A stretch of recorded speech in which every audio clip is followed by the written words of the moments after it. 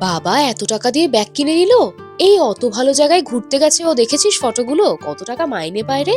এই দেখলি কালকেও 15 প্রো ম্যাক্স কিনেছে। আমাদেরই লাইফে কিছু হয় না। ওর লাইফটা কত হ্যাপেনিং বল! কত ভালো একটা বয়ফ্রেন্ড পেয়েছে, বাবা মাও কত সাপোর্টিভ, আর ভালো একটা চাকরিও করে। আমাদের লাইফেই ভগবান যত কষ্ট লিখে রেখেছে। কি মাঝে সাঝে এই প্রশ্নগুলো আসে তো মাথায় যখন সোশ্যাল মিডিয়াতে কোনো ভালো ফটো বা ভিডিও দেখো?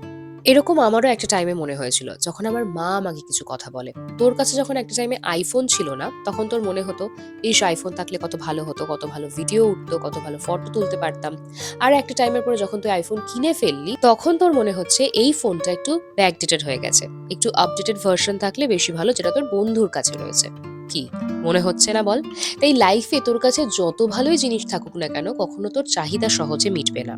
তাই আমি তোমাদেরকে এই কথাটাই বলবো, তোমার কাছে যেটুকু রয়েছে সেটা যেমনই হোক না কেন, সেটাতেই খুশি থাকার চেষ্টা করবে। দেখবে জীবনটা অনেকটাই সুন্দর।